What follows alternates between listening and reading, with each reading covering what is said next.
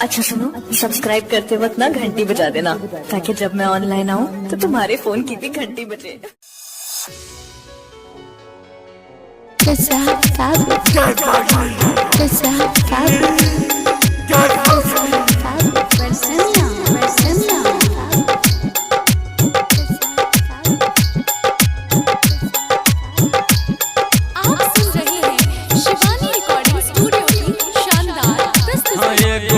पगली के बिना जिंदगी लागैया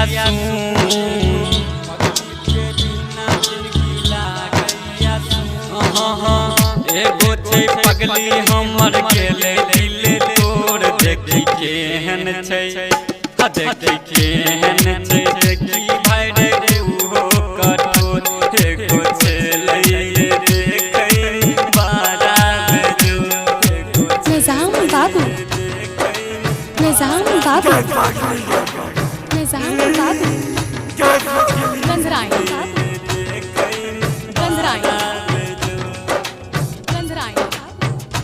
हाँ छोड़ के उ जाय छै देखी सैया संगे गाम रे, लिखने हम छलिए पल डबे से नाम रे, लिखने हम छलिए पल डबे से नाम भाई रे। छोड़ के उ जाय छै देखी सैया के गाम रे, लिखने हम छलिए पल डबे से नाम रे।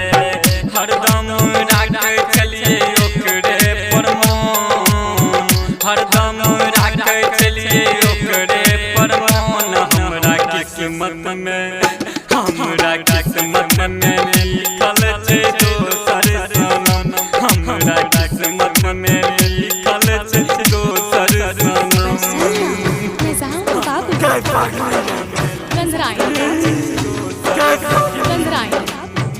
आप सुन रहे हैं दुलार बरसमिया को। हेरे लिखै छै गीत देखी देव दिलार रे, गाबै दुलार अपन प्यार रे।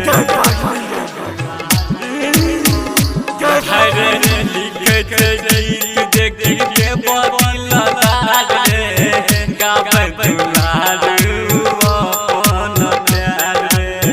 हरदम राखै छलिए ओकरे परमान, हरदम राखै छलिए ओकरे परमान।